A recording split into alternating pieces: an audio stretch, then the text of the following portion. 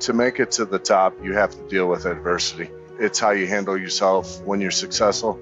It's how you handle yourself when there's failures. Don't make excuses. Find a way to get it done. Choose not to live in a world of filters. Realize your mistakes. Set the foundation for your success. Get some wins. Knucklehead Podcast. Welcome to another edition of Knucklehead Podcast. Got with you today the Knucklehead Steven, and I'm excited to have Josh from Sideways. I'm going to call it Sideways BBQ, but I don't think it's called Sideways BBQ. What is it? What's Sideways. The name of it? It's Sideways. Yeah. Awesome. So Sideways, local business owner here in Rockwall, Texas, but you also have clients that you service really all over the country with a bunch of different things that you do as a business owner. Yeah. That's awesome. Tell people a little bit about you, man. Welcome to the show. Marine, right? Yeah, hoorah. Double dog. I was 0311. Yeah, I was infantry, and my son's in right now, so he's out in Camp Pendleton, making his daddy proud. So he's out there knocking it out, and that's awesome. So yeah, that's awesome. What is it like being a dad of a Marine? It's different. It's different. Well, I mean, so we both went to MCRD in California, so it's kind of cool because I got a wall of honor in our restaurant. As you know, you've seen it. Oh yeah. But it's me and my son. We have our pictures up there, so anybody in the military can bring their picture of them in uniform, put it on our wall. I owe you a picture. Yeah, I need the picture. So we put it on our wall. Yeah. And but what's kind of cool is, you know, you say what it's like being a dad of a Marine is. So I've got my picture when I was 18 years old, and then my son's picture when he was 18 years old, and we're in the same outfit, you know, and we're in the same room, taking that same picture at the same age. It's kind of cool. It's pretty special. So that is cool. So let's talk a little bit about what Knucklehead is. Knucklehead is really just it's a conversation between two people. The conversation that I'd like to have, though, about Knucklehead is really just, what do people screw up whenever they're talking about running a business? What are some unknowns going into business that you end up stubbing your toe, you skinning your knee, busting your lip? I mean, you compete in competitions all the time related to food. So there may be hours and hours that go by before something doesn't turn out exactly the way you want it to, right? That you have to deal with in your business. So I can imagine that your lessons are long and plentiful when it comes to that. So tell people a little bit about you and your background and how you got started in this whole business, man. So it started off, I was doing barbecue competitions and just having fun. You know, really it was kind of just local competitions starting off, and go around and do bigger competitions. And it really, you know, I didn't even want to do competitions. I just loved cooking in my backyard, and I'd have, it started off with like a handful of people. I'd have my smoker out and make a brisket and a rack of ribs or something like that, invite a few friends over. We'd bust out a guitar, you know, sing, start a fire, you know, just have a good time. So that was every Friday and Saturday night. And it grew from 5 people to 25 people to 50 people. And then it just grew and grew and grew and grew. And then one day, one of my buddies said, "We're signing you up for a barbecue competition." I was like, "You ain't signing me up for no barbecue competition. I just do this because I love it." And he's like, "No, I'm signing you up for a barbecue competition. You have to do it. I want you to see it." And I was like, "All right." So he signed me up. How long ago was this? Oh, this was 10 years ago, I guess. All right. So for those of you who are listening, who are toggling with the idea of running a business, tell your friends that you don't want to. And that's the lesson learned. That's how it worked. So he signed me up, and we go out to small town, Mount Vernon. And at the end of the day, I won first place brisket, first place ribs, first place chicken, grand champion, kind of just clean slate. And I was surprised. Couldn't believe it. So after that first competition, I was kind of hooked. So I started doing more competitions and won a bunch, lost a bunch, learned a whole lot. You didn't start this whole thing, though, wanting to start a restaurant. You just wanted to make good food. Yeah, that was it. And then how did you get interested in food? Like, what? I don't understand. I just like to eat. And I like, you know, food brings people together. And like I said, it was in my backyard and bringing everybody together. And everybody likes to have, you know, eat a rack of ribs and drink a beer. And, you know, like I said, we bust out a guitar, sing, and just, you know, everybody's talking and fellowship. I mean, it was just good, you know, so that's what I like. You know, it's not just the food, it's about people, the atmosphere and what comes together. It's the culture. That's kind of how this place is, right? I mean, is that by design? Yeah, it's by design. So Sideways is my backyard. And that's what it is. I mean, we have cornhole. We'd play cornhole every day.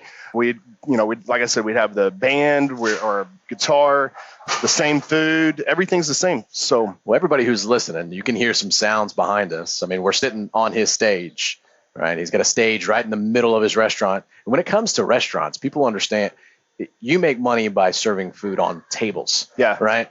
And so there's a large area up here in his restaurant that, quite frankly, there could be tables here, but you're deciding to make it very intent with the atmosphere. Yeah. And you're deciding to go through that process to give people an experience. Yeah. Like tonight, we got karaoke. So I'll be up here tearing the stage up tonight. Yeah. So I'll be up here singing myself. So that's awesome. That's awesome. What's your son say about coming out here? Does he give you a hard time about it, or does he like it? Oh, he loves it. No, obviously he's out in California, but when he comes into town, he's so proud. His eyeballs get big. How long has this place been around then? We've been here for a year. For 1 year. Yeah. Okay. That's great. Yeah. It's an exciting period of time as a business owner. Oh yeah. So lessons learned. Let's rewind the clock back a year ago. What would you tell yourself? What pitfalls would you stay away from? What mistakes would you try to navigate away from? I'd still do it, but I'm telling you, it's planning. You got to plan, and you got to have plan B, plan C, plan D, and then you got to have a backup plan for all those. I mean, you can't stop planning. It's always something, and you have to be creative. You can't, and also feedback. So if a customer says, I had this bad experience, what a lot of business owners do is they're just like, we listen. You got to listen, and you make adjustments, and you don't just make adjustment for 1 out of 1,000 customers. You got that one customer that's just mad no matter what, or they just have their own mindset of the way they think things should be. But if you have that 1 or 2 or 3 and 4, and now it's a consistent thing, then you got to make a change, and that's what we do. We make changes. And the pitfalls of starting a business, you go in there and you think you have this much money to make it all happen, but then you come in here and then you got to fix the plumbing. Well, somebody's got to fix the plumbing, and if you don't have the money for the plumbing, then where's it going to come from? And then if your smoker breaks down or something in the kitchen, or it's just a million things. So plan ahead, but have more than what you think you needed. Yep. And it's not a scary thing, but it's just, in your budgets, always make sure you budget way more than what you think. No, so, I understand that. So let's get specific here real quick. Yeah. What has been the biggest surprise that you didn't realize that you were going to have to spend? Oh, yeah. Looking back at your year one. Well, I mean, there's surprises every day. I don't know. I mean, honestly, we had our build out. We did our build out, and we were happy with what we did. But I mean, it's like maintaining things. You got the AC. You might have to replace the AC, which we did. The plumbing, because you got to go out there and do the grease traps and all this other stuff. I mean, I never done this stuff in my life. Like I said, I came out of a garage and then got into. Jeff and I were like, okay, let's do a restaurant. I think it's a good idea. Your background's technology, right? Yeah. Well, I was in the car business for a long time, and GSL, general sales manager, and did all that for a while. And then me and a business partner of mine named James Schaefer started a digital marketing firm where we created an app, and it went really well. So then we started a radio show and did that for a while, and kind of used those two to help each other out for each product. So very cool. Yeah. Very cool. So that basic blocking and tackling gave you some Lego bricks to piece together largely kind of what you're doing now. So how are you using that now to help grow your business currently? Marketing. I mean, we market the heck out of our place. Every day I do a video. I try to do a video every day, but it doesn't always work out that way. But it's almost like you had an app, that could customize that whole experience. I mean, that'd be great, So, but it is through my app. Our company is Delivery Max, and it's one word, 2 X's. So Delivery Max, all one word, 2 X's.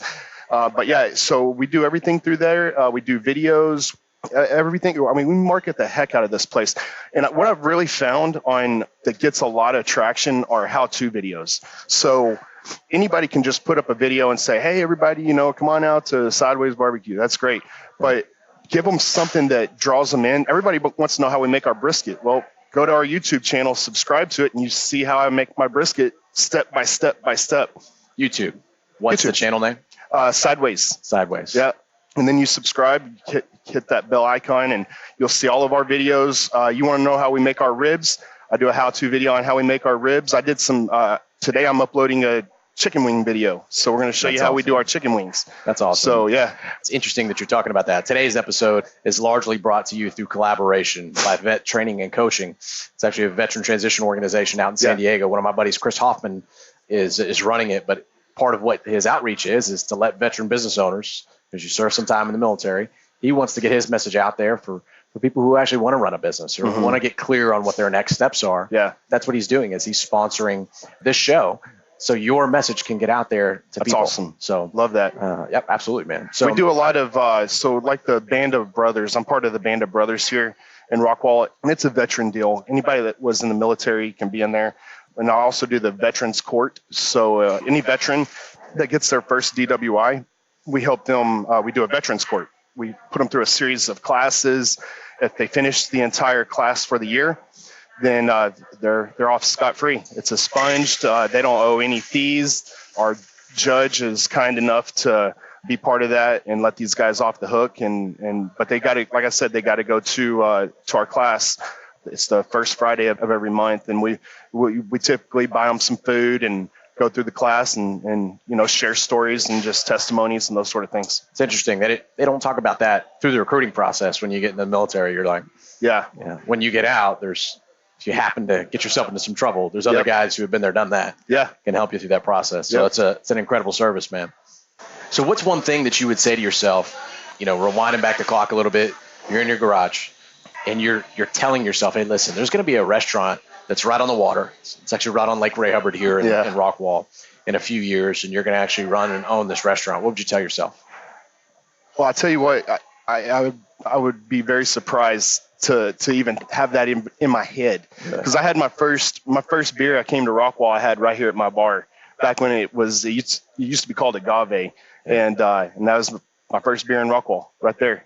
And now it's kind of ironic, now here we are owning the place, and it's one of the most successful. So to tell myself it would have been a dream back then, but I just wasn't even thinking about it. It just literally came just like that. Jeff and I were like, you want to start a restaurant? And we were like, let's do it. So here we are. Wow. And we're about ready to have Jeff on here in a few minutes too. So that's incredible, man. That is the American dream. However, there's a lot of myths associated with running your business, meaning, the accountability component, right? Yeah. Being able to understand balance sheets and income statements and owner's equity and, basic blocking and tackling of running a business, staying profitable and having absorb costs, fixed costs, variable, all these, quite frankly, kind of confusing principles in the basic blocking and tackling of running a business.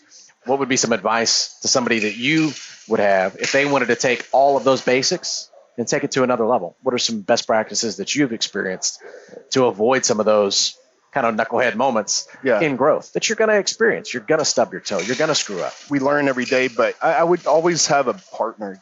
You try to take all this on yourself, it'd be pretty overwhelming because it has to get done. The paperwork has to get done. Taxes have to be paid. Dishwashers have to be fixed. At the same time, toilets have to be scrubbed. So everything has to be done. And what you really become good at is delegating. Being a delegator instead of trying to take it all on yourself, and also have a really good business partner. Delegation is the thing that'll get you to the next level for sure. You ever ran into issues with who owns what, or no? You just iron a lot of that stuff out on the front end, huh? Yeah. We just Jeff, he'll do the front of the house, and I do the back of the house. And if he has suggestions on the back of the house, if I have suggestions on the front of the house, we always talk. There's never been a heated moment. If there's ever a disagreement, we both usually take a deep breath without saying a word, and just take a deep breath and think about it for a second, and then be like, makes sense. And then, once you think about it and swallow that pride a little bit, sometimes, it's better to just talk it out and good things happen. So it's amazing how ego plays into almost every single conflict we've talked with. There are experienced talking to business owners. Type A guys. Type A girls. They're just like kick down doors and get out of their way. You got to take a breath. That's important. That's important. Yeah. All right. Well, we appreciate you taking the time. So tell people a little bit about logistics. How do people get here? What's the experience like during a Friday night here at Sideways? So Friday we have live band. Saturdays we have live band. Thursday live band. Wednesday karaoke. Tuesdays open mic. We try to do something about every single night of the week. So we have Sunday brunch. On Sunday we'll have a guitar player up here, a solo artist, and it's just real quiet and hardly any speakers going, and just a really good Sunday. The garage doors are open. But on a Friday night, it is packed. It's packed in here. A Saturday night, it's packed. Tonight's going to be packed because it's karaoke, like I said. So, and it's a good time. So we've had a lot of loyal people come in here, and they'll sing karaoke, and then their friends come. So it's just grown and grown and grown, all with loyal people. And it's the same people coming back, and it's just getting bigger and bigger and bigger. So it's a great problem to have as a it's a good problem. Right? It's fun. That's exciting. That's exciting. So the experience is electric, right? I've been in here with my family. You've been here.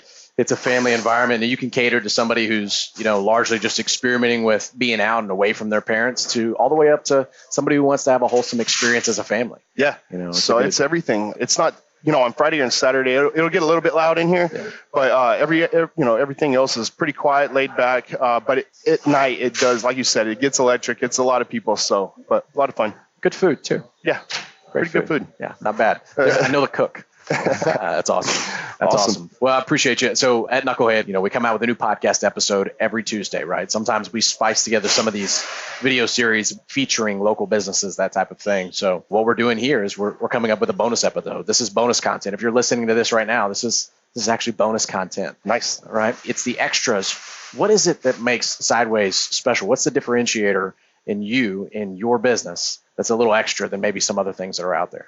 Like other barbecue restaurants? Yeah. Like compared to them? And you as a business owner, what makes you a little bit different? Well, we're involved. I mean, we're here pretty much every day. I know I can pretty much all my customers by name. If I walk in, I know about 90% of the people that are at the bar. I know everybody that's sitting down. So I'm involved. Jeff is involved. Ernie, our other business partner, he's involved. Everybody, we know everybody. So it's not, and we try to remember everybody's name. The bartenders, everybody knows Bo. It's just those sort of things. So we want to make sure our customers know that we appreciate them. But barbecue on the other side of it, you don't come to most barbecue restaurants and have a live band. You don't come to a barbecue restaurant where you have karaoke and a huge bar that you can just hang out and sit down at. It's just barbecue. You go in, you go through the line and get your plate and go sit down, you eat, and you go get your banana pudding, eat that, and then you leave. Yeah. Ours, you go sit down at your table, a waitress will come wait on you and take your order, go get your food, bring it to you, and while you're having a drink and listening to some good music. So that's a completely different experience. Yeah. Yeah, it's a completely different experience. Instead of it being out of the box, it's custom. Yeah. It's custom to you. It makes you feel as if you're welcome. So, again, thank you very much, Josh, for taking the time to talk me through some of what I would consider to be largely knucklehead moments, right? Knucklehead is a term of endearment where we say, hey, you're going to screw up. Yeah. You're going to have toilets that need to be fixed. The grease traps that you're talking about up at the top, you didn't know that before, but it didn't stop you from having a really successful, incredible restaurant just on the lakeside, just off I-30 here in Rockwall. Yep. So I appreciate you, man. Absolutely appreciate it. And we're about ready to have Jeff on here in a few minutes. Hey, you ever asked yourself why you haven't started a podcast? Well, I already know the reason, so do you. You don't feel like you're tech savvy. You don't feel like you got your message wired tight. And quite frankly, it's all this mystification going on. Quite frankly, our process helps to demystify that. We're push button for podcasts. We're Knucklehead. Why Knucklehead? Well, we lead with the fact that you don't know what you're doing. We do. We've been there. We've actually been in your shoes. We take your spoken voice. We literally give a human voice to your website. You want to bring dead leads to life? Well, then you need to talk to Knucklehead. Essentially, what we're going to do is we're going to take you through our process, and we're going to help take your human voice and increase the process for you going from dead leads to life. How do I do that? Well, you essentially just take your human voice, put it in a directory, and let people consume more of you. Give your audience the ability to Netflix on you. They want to binge watch you. They want to binge listen. Give them the ability to take your voice along on that commute with them. So you can get in touch with us, Steven at Knucklehead Podcasts, or if you got a really cool story, Stories at Knucklehead Podcasts. You can find us on LinkedIn and on Facebook at Knucklehead Promotions LLC, and get in touch with us. Don't be a beta about the process. Don't let the fact that you don't know prevent you from getting some wins. So don't be a beta, get some wins, and contact us today. See you. Jeff Cessar, welcome to the show, buddy. How are you? Good to have you, brother. All right, so Jeff, I didn't know that I was going to be talking to an Olympian today. That's exciting. That's exciting. So Olympics and soccer don't always go hand in hand when you're talking about the U.S., right? Because soccer is probably the world's most popular sport. In these other countries, they're significantly better than we are. I have to ask, being a professional athlete, representing our country the way that you did, how was it that you dealt with failure or lacks of execution or mistakes at that top level, competing against other elite athletes, but being an American soccer player versus a Portuguese soccer player or a Brazilian soccer player or all of those things? Walk me through what that process was like. Well, I mean, that's a big question. But to make it to the top, you have to deal with adversity. It's how you handle yourself when you're successful. It's how you handle yourself when there's failures, and a lot of self-reflection. I was a goalkeeper. The one person that meant a lot in my career was my brother. It's a simple saying in goalkeeping was a better shot, better save. And so that means don't make excuses.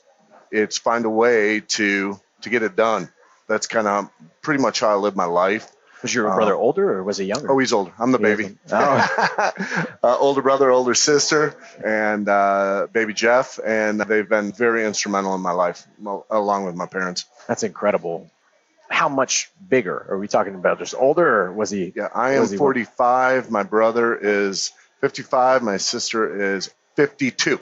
The reason why I was asking about that is the influence of a peer or a brother. Sometimes it's almost more impactful, like a teammate, for instance, than a coach. Yep. Right. So the ability to work with a coach, given your background in sports, now that you are the guy owning the business, what was that transition like? Going away from, all right, I'm the goalkeeper, everything stops with me, to being a part of a team, to now you're kind of leading a team through what you're doing now? Well, the last 11 years I was with Real Salt Lake in Utah. Yeah. 7 as assistant, 4 as head coach. Got let go from that job and moved back to Texas, where my wife's from Rowlett. Also played for FC Dallas for 7 years. So it was coming home away from home. Yeah. Utah was home. But owning a restaurant, it's a team here. And I use almost all the same skills that I used as head coach. I'm an assistant coach in soccer. Same here in the restaurant. You know, you got 47 employees, different ages.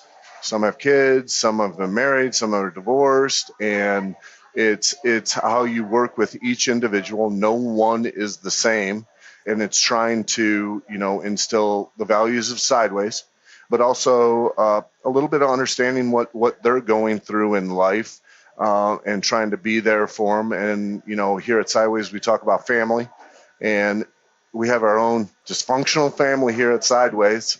It's not always smooth, but we try to, understand, get past, and get better at things we do. Yeah, it's really fun to think about family and food coming together. Yeah. Right. There's probably times whenever you were an athlete back in the day, where a lot of that friction that can exist between teammates, right? Because you're dealing with type A folks, right? And everybody's got different personalities, but sure. A lot of those conflicts were resolved through either a gathering around the table or a meeting of the minds or a players only meeting. And then there's food at the end, right? Yeah. It's almost how you process through things. Yeah. There's some dysfunction too with those patterns. Always. So as a business owner, what are some things that you would tell yourself? I mean, would you draw some parallels between, coaching at a high elite level and performing at a high elite level, and then also running a business at an elite level? And then what are some similarities between those three different distinctions? I think there's similarities all over the place. Okay. We could have a bartender who's been a bartender for 10 years, and we could have somebody that we're just training.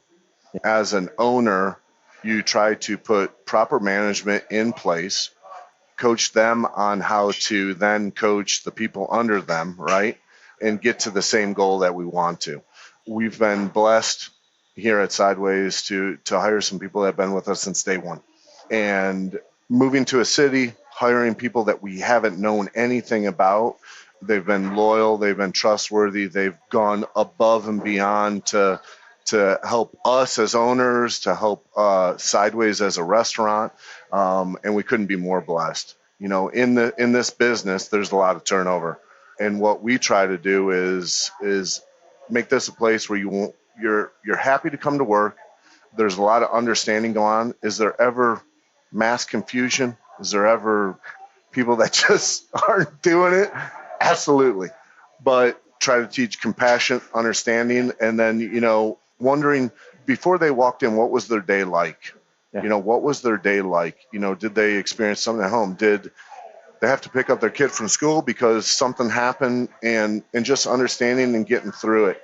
And some days are challenging, but we stick together, and we're almost coming up on our 1-year anniversary here, and it's been an amazing first year here at Sideways. That's awesome. Tell me about a time.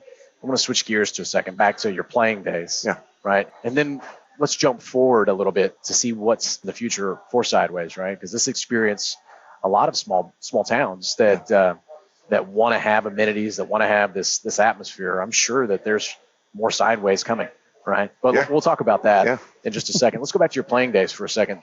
Can you think about a time where you screwed up, where you messed up? You were in your own head because of something that a striker had done, or a goal that you should have stopped, but didn't. Many. Okay, so those instances, think back to a time where, how did you get yourself out of that hole? How did you dig yourself out of it? Or was it somebody else that helped you in that process to get back to your best? I think it's a combination of all of them. It's never in professional sports, in any sport, it doesn't matter what level. You always have to look at yourself.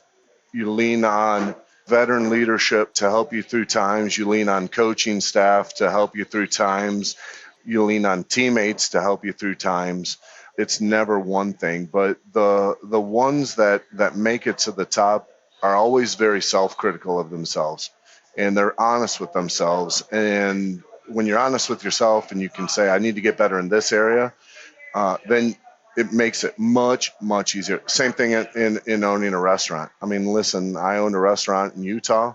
Wasn't anything to the day-to-day operations. I was an investor, kind of a place to hang out, call home base. We had wonderful people working there. That business is flourishing. I've recently sold it, and I got wonderful partnership with Josh and Ernie here.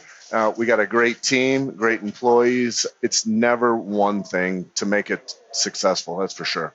Yeah, I like how you can take that attention and energy that comes with pressure and kind of bifurcate that in a way, just push it out and spread it out amongst different people. But being a goalie, all the pressure's on you. Sure. All the pressure's on you. So now that you're running this business, and part of running a business is being able to be several steps ahead of other people who are out there, or just thinking at a different pace and performing at an optimal level. So tell people about what's next for Sideways.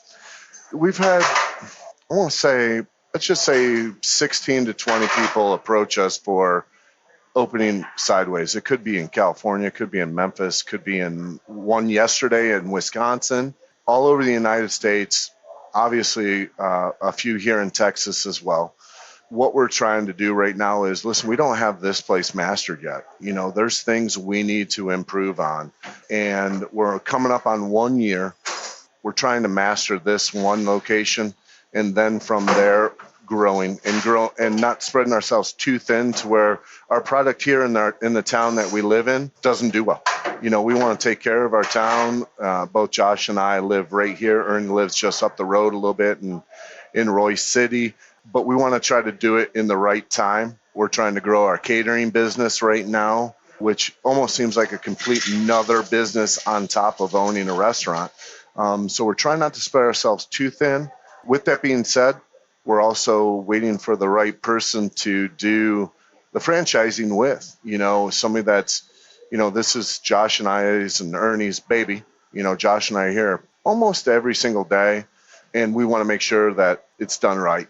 Yeah, absolutely. Well, the founder that Michael Keaton started in about Ray Kroc, that experience, some people would have some misconceptions about running a business, misconceptions specifically about running a restaurant, and then also not understanding the connection between, to your point earlier about the whole different business that catering is.